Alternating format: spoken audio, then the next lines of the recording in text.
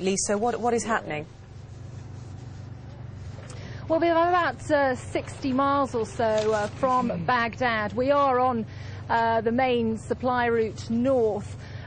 Really, when you see it, a huge war effort in support of the push for Baghdad. We've seen column after column after column of vehicles. Now, they've been passing through this area on their way on various routes up to Baghdad over the course of recent days. Remember, of course, that supply chain goes way back down, hundreds of miles down to the Kuwaiti border, ultimately back to bases such as Camp Commando in Kuwait. This, of course, is bringing supplies up to the forward positions. Remember that no army is ever going to go to war without ammunition and without food. So we're seeing stockpiles of the ration packs, MREs as the Americans would call them, stockpiles of water, stockpiles of ammunition, all being loaded up and moving constantly up towards the frontline positions. Let's bring in our two defence analysts at this point. Lisa, for the moment, stand by with your pictures of that explosion. We'll come back to you. Francis, can we pinpoint where these pictures are from? We certainly were told the lead task force of 3rd Mechanised Infantry Division coming up from the south was on something called Route or Highway 8, coming directly from the south, from Hilla.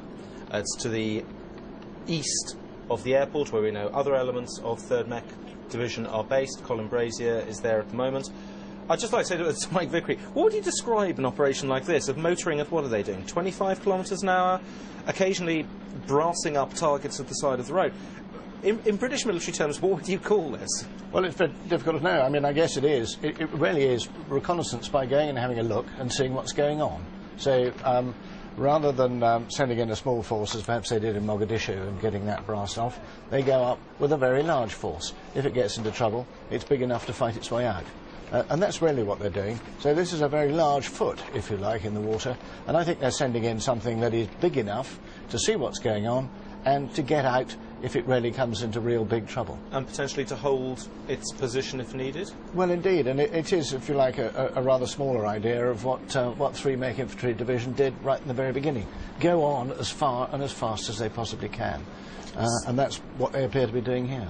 Colonel, in layman's terms, what that looks like to me is a city that's been defeated, an army that's been defeated. It is being defeated, certainly at the moment, but as I say, you know, city centre, I don't know how far they are from the city centre, 2-3 miles, and you know, always before them there's this thought that perhaps there is the Republican Guard, and perhaps they are pulling in towards the city. By no means could they surround the whole city with Republican Guard, or even, you know, give them the sort of frontage that they need to fight across the whole of the city. So, do we see that they are trading ground really for time, and is there more of them in the city? But if you were driving or in charge of that tank at the moment, you'd be pretty happy with the I'd be absolutely delighted. Indeed, and you can see that they're moving at a hell of a lick. Should point out we did see earlier one M1 A1 that seemed to have received a hit in the engine or something, which was being towed. Yeah. It looked very much to me as if it was a much overheating engine that's brewed up. But there was a slight fire which we saw earlier. Certainly there was a picture of one Iraqi reconnaissance armoured car, BRDM-2, had been hit. There seemed to be one piece of footage showing a civilian car which looked, from what we saw, as if there had been people in it trying to attack, because it was engaged pretty quickly by a number of the gunners. It's certainly an aggressive push. And I'd seen earlier, while there was some talking going on, that there'd been some sort of a white van in flames coming very fast towards the troops and being fired on. And I guess this may be the start of what Saddam was talking about, or his information minister was talking about, those sort of possible unconventional means. And so I think there's another truck there we're seeing on the feed, yeah. Similar perhaps. I think that those tankers can expect more people to try and ram them with explosive-filled cars or some such. I don't think they'll do an awful lot of damage, and indeed they will very soon begin to see that if some car is coming towards them at speed, it will get hit with machine gun fire at the best. Just looking at the pictures here and trying to make a comparison with a relatively detailed Baghdad map, we think that this area here is in the suburb of Dowra, south outskirts, and that they're still on Highway 8 heading north, and basically for about 3 to 4 kilometres from where we believe they ended up, or I should say where we last heard that they were. Should say that some Reuters correspondents in Baghdad are claiming they looked around the southern outskirts, the southern suburbs, the southwestern suburbs, and claiming they've seen no American troops at all. I think both statements can actually be true. Baghdad is a relatively large city. It is possible to have an armoured column up Willesden High Street and someone checking in Kensal Green and not noticing it. So both comments can be true. And journalists, as Mike was pointing out earlier, they can't move around very easily, can they? There are restrictions, though.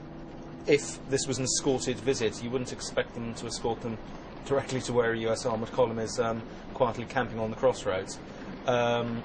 We should bear in mind that if this is what we think it is, it's a battalion group, 650, 700 people, perhaps 30 to 50 vehicles.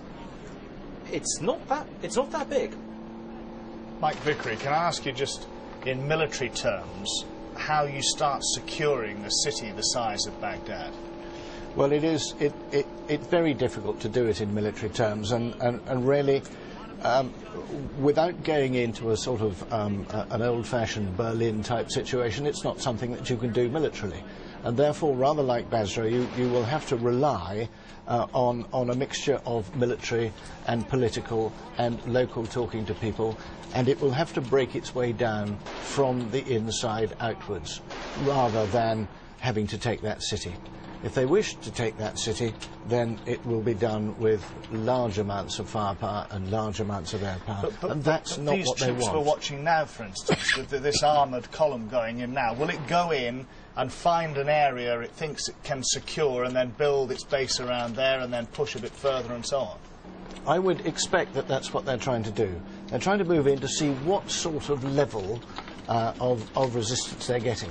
Are they going to meet massed tanks around Hyde Park, or are they going to meet a whole bunch of soldiers poking their guns out of the windows of the Cavalry and Guards Club, firing at them with rifles? This is really what what they're trying to see. They don't know. There is no real way, apart from the special forces, which are probably in there telling them to a certain extent what's going on. There's no real way that they can find out. So move in there with force. There's a whole firefight going on here. You can see rounds pinging off the road. Now, There's a truck coming towards them. Obviously concerned. It looks, partly because of the colour and so forth, as if potentially a military truck. And there's people bailing out from the driver's door. Difficult to tell from that shot, but this is very much fire on the move. Extraordinary footage. Multiple statues of Saddam Hussein. We're trying to match that up with a guide of Baghdad.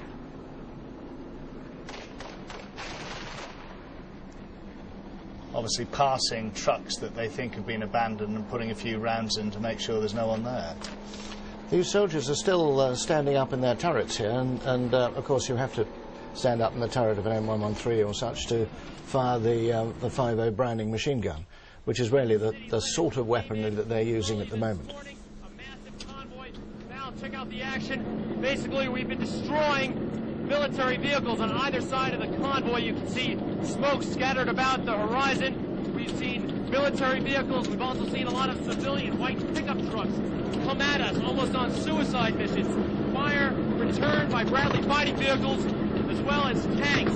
Now, some of these vehicles that have come at us were clearly civilian vehicles that did not mean hostile intent. In those cases, we saw warning shots fired. The operators of the armored vehicles waving their hands, go back, go back. And they returned to where they were coming from uninjured. But a lot of those vehicles were coming at us clearly with hostile intent. For now, the cleanup, really, of Baghdad is underway, trying to get out remnants of the Medina Division, any other Republican Guard who are here. We're told that a Republican Guard general is now in custody. We can't tell whether he is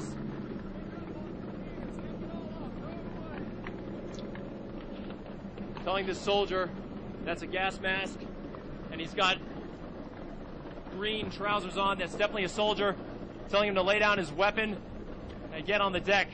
The first time we've seen that. There's a guy that's right there in the bushes. Right Watch there. out, there's a guy. Don't shoot him. Another surrender. They're both keeping their hands up. Unbelievable. Now, a lot of these soldiers, though, didn't give up like that.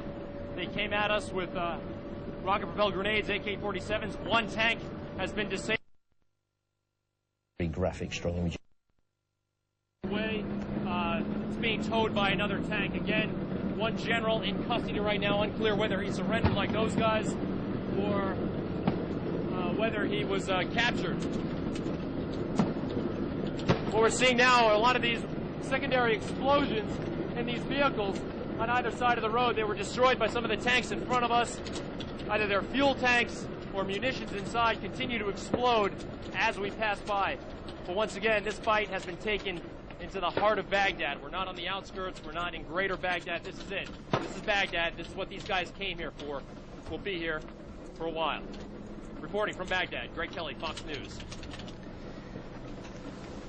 Extraordinary pictures watching there. The man you just heard was Greg Kelly from Fox News, as he just introduced himself.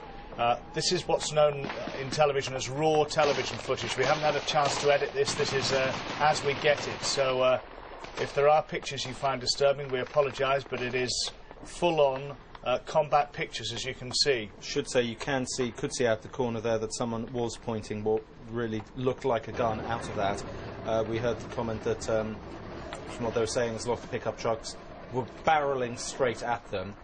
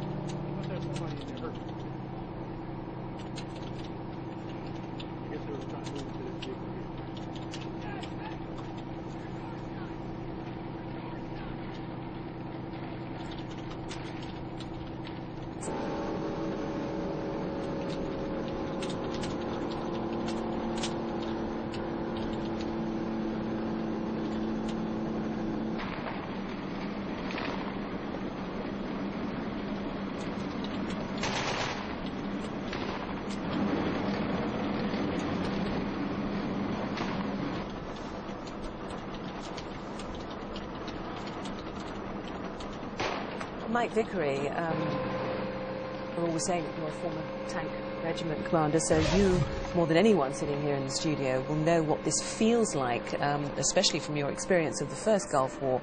And you've said before, this is extraordinary speed that they're going at. Did you, at any point in the former Gulf War, actually ever move at this sort of speed when the enemy were around?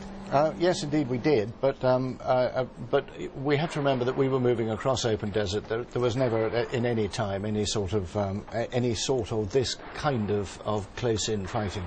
When we fought them, it was right out in the middle of the desert. Sometimes they were in a defensive position, sometimes they were moving around trying to avoid us, but there was nothing quite so close in as this. But in terms of speed, yes, we moved really very fast indeed. And that's what armoured vehicles are for. They're to allow you to move really fast, get inside the enemy's decision cycle.